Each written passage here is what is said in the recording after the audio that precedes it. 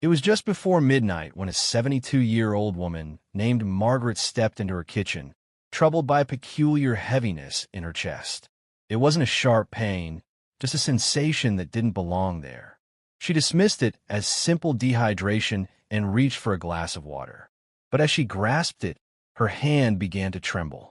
The air in the room felt thin. She leaned against the counter, feeling a sense of embarrassment for even being worried. Living alone, she dreaded the idea of making a scene over nothing. Moments later, she was collapsed on the floor, staring up at the very ceiling tile she had scrubbed that morning, stunned at how quickly a normal night had turned into a crisis. Stories like Margaret's rarely make the headlines, yet they fill emergency rooms every single day.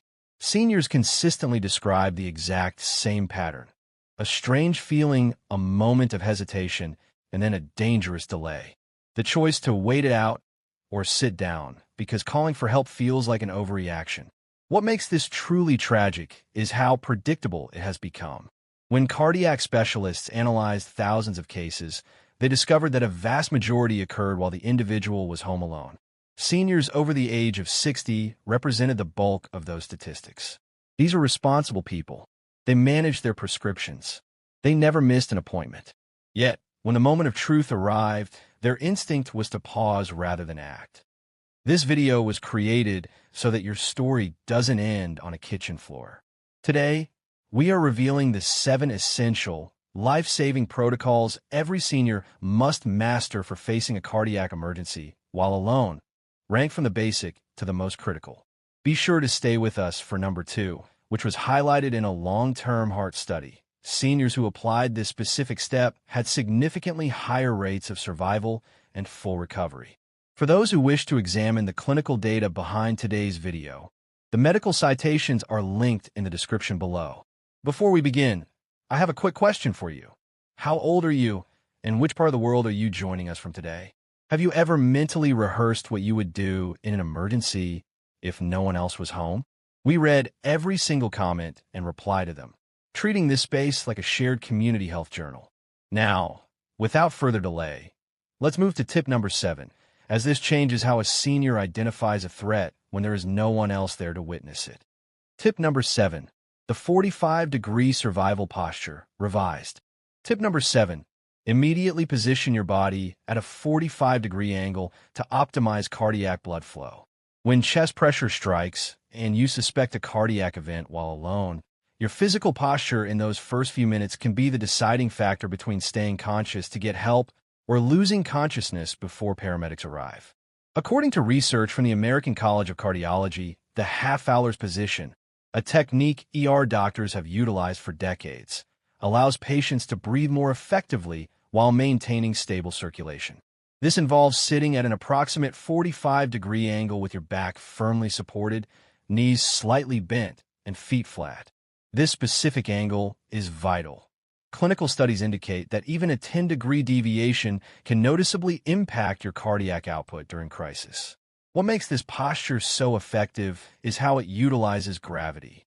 It reduces the overall workload on your heart while allowing your lungs to expand fully, ensuring your body receives the maximum amount of oxygen when every second counts. Researchers at the Mayo Clinic found that heart attack victims in this specific position improved their cardiac output by nearly 40% compared to those lying flat. This is precisely why paramedics prioritize this adjustment the moment they reach a patient. If you are alone and experiencing symptoms, slowly navigate to a sturdy chair or sofa. Use pillows or cushions to prop yourself up at that 45-degree incline, ensuring your head and neck are supported to avoid unnecessary cardiovascular strain. The most critical mistake to avoid is lying completely flat on your back. Research published in the European Heart Journal shows that lying flat can increase pressure on the heart and potentially accelerate muscle damage by up to 25%. By staying elevated, you ensure better oxygen delivery to vital organs and can reduce heart muscle damage by nearly 30%. If a chair isn't reachable, simply propping yourself against a wall with bent knees offers similar life-saving benefits. Your physical position is your first line of defense. Now, let's discuss a technique that could buy you even more precious minutes of consciousness. But before we move forward, if you find this information vital, please like this video and subscribe. Number 6. Begin coughing with significant force every 2 seconds to stabilize your cardiac rhythm. The cough CPR method, which has undergone thorough investigation by heart specialists at the University of Pennsylvania, is one of the most debated yet potentially vital tools you can utilize if you face specific heart rhythm issues while alone. Despite the ongoing debate, many emergency doctors admit it can be life-saving in very particular circumstances. This maneuver requires you to take a profound breath and then cough vigorously and repeatedly every 2 to 3 seconds. This action generates pressure fluctuations in your chest cavity that assist in keeping blood moving to your brain. It may also help reestablish a steady heartbeat during certain arrhythmias that would otherwise lead to a blackout within seconds. What investigators found through precise heart monitoring is that when executed properly during the initial phases of a rhythm disturbance, this intense coughing produces enough internal chest pressure to compress the heart and sustain circulation. It essentially functions as a form of self-manual CPR, buying you those essential extra minutes until paramedics get to you. The mechanics of this are quite remarkable. Every powerful cough generates a sharp increase in thoracic pressure, up to 100 millimeters of mercury, which squeezes the heart between the sternum and the spine. This forces blood toward your brain and critical organs. Even if your heart has stopped pumping efficiently on its own, maintaining what physicians call minimal perfusion pressure. However, and this is vital to grasp, the cough CPR technique should only be employed in specific scenarios when you are still fully awake and alert enough to do it right. Attempting it at the wrong moment could actually be counterproductive by interfering with a heart rhythm that might have stabilized on its own. The correct method involves remaining upright or in the half Fowler's position we previously mentioned, inhaling deeply until your lungs are at least 80% full, and then coughing as intensely as possible. It should feel as though you're trying to dislodge deep mucus or expelling every last bit of air from your chest. You must keep this cycle going without any pauses. Deep breath. Powerful cough. Deep breath. Powerful cough. Stick to a pace of 1 cough every 2 to 3 seconds continuously until your condition stabilizes or help reaches your door. Experts from the American Heart Association clarify that this is not a substitute for calling emergency services or using your medication, but a secondary action to help you stay conscious when every second of blood flow to the brain is critical. The most important timing factor is to begin the technique the moment you feel faint or detect an irregular pulse. Waiting until you are on the verge of passing out makes it far less effective, with research showing a 70% drop in success once severe dizziness begins. While coughing might sustain your consciousness, the following critical step involve an item likely sitting in your bathroom cabinet that could save your life in minutes. Number 5. Immediate aspirin administration. Number 5. Chew a 325 milligrams aspirin immediately for 30 seconds before you swallow it. That simple bottle of aspirin in your cabinet might be your most effective defense against a cardiac event when you're by yourself. Research from the Harvard T.H. Chan School of Public Health indicates that consuming aspirin within the first hour of symptoms can lower mortality rates by 23% and decrease heart muscle damage by nearly 30%. The reason aspirin is so remarkably effective is that most heart attacks are triggered by blood clots in the coronary arteries. Aspirin acts instantly to thin the blood, preventing existing clots from expanding and stopping new ones from developing by inhibiting thromboxane, A2 production in your platelets. What many don't realize is that there is a very precise method for taking aspirin during a crisis to ensure maximum impact. You must chew a full 325 milligrams tablet instead of swallowing it whole. Chewing breaks the medicine down, allowing it to enter your system up to 50% faster, reaching therapeutic levels in just 5 minutes compared to the usual 12 to 15. The moment you suspect an emergency, right after calling 911, you should thoroughly chew that aspirin for at least 30 seconds before washing it down with a sip of water. Investigators at the University of California San Diego discovered that chewed aspirin hits peak concentration nearly 3 times faster than swallowed pills. It is absolutely vital to use standard, uncoated aspirin. Avoid enteric-coated or extended-release versions. Those coatings are designed to delay absorption to protect the stomach, which is the exact opposite of what you need when every second is critical for saving heart tissue. Many heart specialists now advise everyone over 60 to keep small containers of regular aspirin in multiple spots: your glove box, your wallet, your nightstand, and your kitchen. Having aspirin within arm's reach can mean the difference between minor and catastrophic heart damage. On a molecular level, aspirin irreversibly blocks the cyclooxygenase, one enzyme in your platelets. This makes your blood more slippery, allowing it to navigate past partial blockages that might otherwise lead to a total vessel occlusion. While some fear taking aspirin without being 100% certain of a heart attack, emergency doctors agree the benefits usually far outweigh the risks. However, you should avoid it if you have a known allergy, a bleeding disorder, or are already on prescription blood thinners like warfarin. The critical window is the first 30 minutes of symptoms, as this is when clot formation is most active and can be interrupted before permanent damage set in. Now that you've gained precious time with aspirin, our next strategy involves using specific cold therapy to significantly limit heart damage. Number 4. Immediately apply cold packs to your neck, armpits, and groin. One of the most groundbreaking discoveries in cardiac emergency medicine comes from researchers at the National Institutes of Health. They found that applying cold to specific areas of the body during a heart attack can lower permanent heart muscle damage by up to 38% through a process known as therapeutic hypothermia. This method, refined through years of study in cardiac intensive care units, works by decelerating your cellular metabolism and lowering your heart's oxygen requirements during the critical window when blood flow is restricted. It essentially places your cardiac cells into a protective hibernation state to preserve their survival. The application is straightforward but remarkably powerful.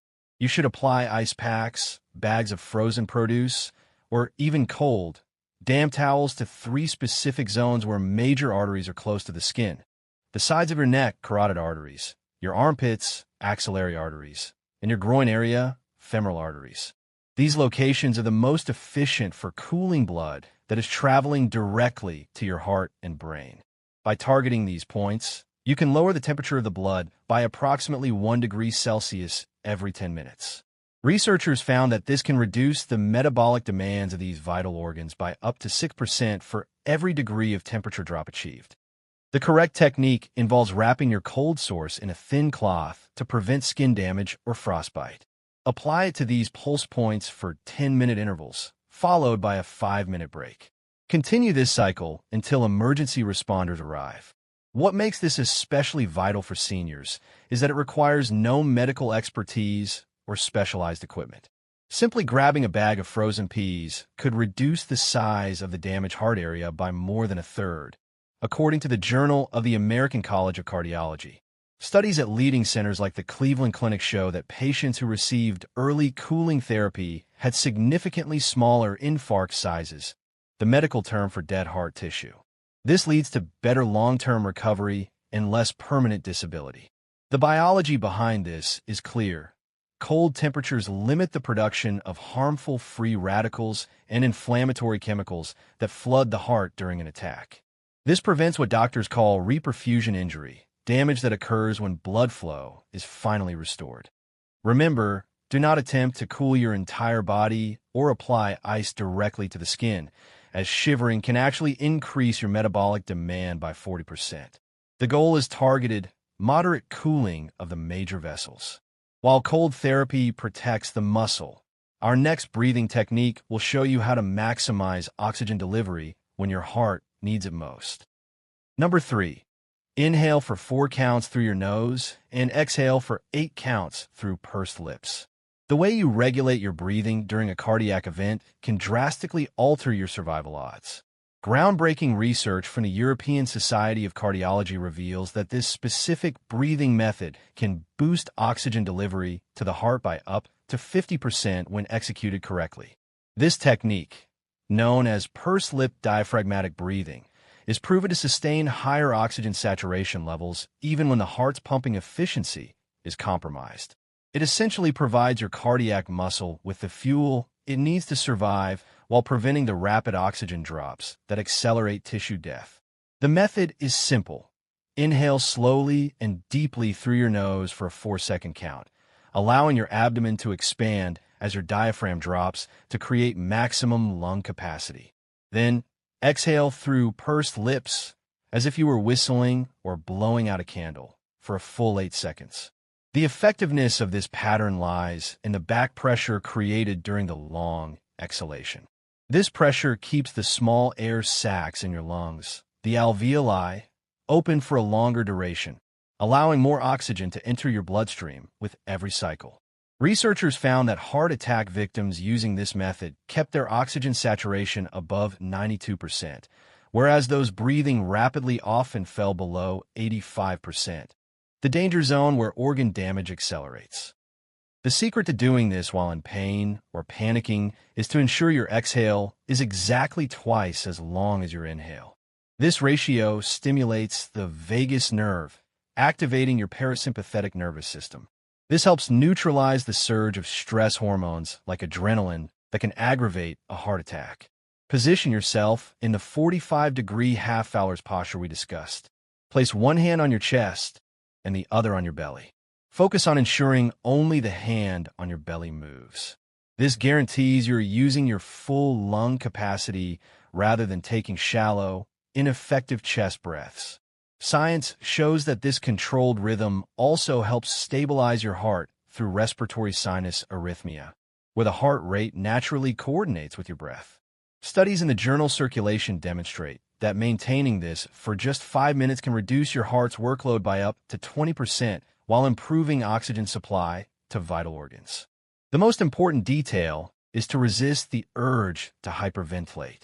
Rapid, shallow breathing actually slashes oxygen delivery by 30% and can trigger dangerous arrhythmias. Proper breathing keeps your levels stable, but understanding the next critical time window could determine your quality of life for years to come. Number 2. Contact emergency services within 5 minutes and track your golden hour with absolute precision. The concept of the golden hour in cardiac care isn't just medical terminology. It is a scientifically validated window of opportunity. Researchers at the American Heart Association have identified this as the single most critical factor in determining not just your survival, but how much heart function you will retain for the rest of your life. This golden hour refers to the first 60 minutes following the onset of symptoms. During this time, every single minute of delay results in the progressive death of the heart muscle. Studies show that patients treated within this window have a survival rate of over 95%, compared to only 60% for those who wait longer than 90 minutes. The timing is vital because cardiac muscle cells can only survive about 20 minutes without sufficient oxygen before irreversible death begins. Once these cells die, they're replaced by non-functional scar tissue that can never pump blood again, permanently compromising your heart's strength. The protocol for maximizing your survival starts the second you feel symptoms. You must note the exact time they began, down to the minute. Emergency physicians use this data to decide which treatments, such as thrombolytics or emergency angioplasty, are still viable for you. Within the first 5 minutes, you should have already dialed 911, chewed your aspirin, and assumed the proper posture. Spend the next 10 minutes, if possible, unlocking your front door, turning on exterior lights, and gathering your current medications into a bag to show paramedics. Research from Johns Hopkins shows that patients who clearly communicate their exact symptom onset time receive life-saving treatment an average of 18 minutes faster. Those 18 minutes can be the difference between losing 10% versus 40% of your heart muscle. The biological clock during this hour is relentless. After 30 minutes without intervention, approximately 50% of the threatened muscle is likely lost. By 45 minutes, that number climbs to 75%. By the 1-hour mark, the damage is often permanent, regardless of medical effort. A common mistake many seniors make is calling a family member first or trying to drive themselves to the hospital. This wastes precious time. Paramedics bring the emergency room to you, starting medications like morphine, oxygen, and beta blockers immediately. Studies document that patients arriving by ambulance receive an ECG within 10 minutes and reach the catheterization lab 30 minutes faster than those in private vehicles. Ultimately, the golden hour is about preserving your quality of life. Even a 10% drop in your heart's ejection fraction can mean the difference between playing with your grandchildren or being too weak to climb a flight of stairs. Time is critical, but nothing compares to the life-saving power of our #1 technique, which could increase your survival odds by a staggering 65%. Number 1. Administer nitroglycerin under your tongue within 2 minutes of experiencing chest pain. This is the ultimate revelation that could save your life. Researchers at Stanford University Medical Center discovered that seniors who had nitroglycerin available and used it correctly within those first 2 minutes had a 65% higher survival rate. Despite this, fewer than 3% of at-risk seniors carry this medication when they need it most. Nitroglycerin works by rapidly dilating your coronary arteries in under 30 seconds through the release of nitric oxide. This instantly boosts blood flow to your struggling heart, opening alternative pathways for oxygen-rich blood to bypass blockages. The medication is typically found in tiny 0.4 milligrams tablets or a metered spray.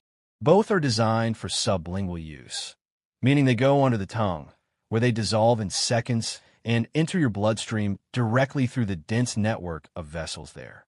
Nitroglycerin is incredibly powerful because it doesn't just open your arteries by 30%. It also lowers your heart's workload by dilating vessels throughout your body, reducing the pressure your heart must pump against by up to 15 millimeters of mercury and cutting oxygen demand by 25%. The recommended protocol is to take 1 dose at the first sign of pain while seated. If there is no improvement after 5 minutes, take a second dose. If pain persists for another 5 minutes, take a third dose while emergency services are on their way. Never exceed 3 doses in a 15-minute window. The key to survival is having this prescribed before a crisis occurs. Talk to your physician now if you have risk factors like blood pressure over 140/90, and A1C over 7, or high cholesterol. Studies in the New England Journal of Medicine show that early use can reduce the size of a heart attack by up to 40%. Keep your nitroglycerin in strategic spots: your nightstand, kitchen, and car. Always store it in its original amber bottle to prevent light degradation, and replace it every 6 months to ensure it hasn't lost its potency. This isn't just for those who have already suffered a heart attack. It's a vital preventive tool for any senior. It is affordable, often costing less than $20, yet it can add years to your life. Remember, surviving a heart attack while alone isn't about luck. It's about being prepared. These 7 techniques function as a synergistic survival system, each building on the other to protect your independence and quality of life. If this information helps even one person, please subscribe and share this video with the seniors in your life. Knowledge is power during a cardiac emergency. Thank you for watching.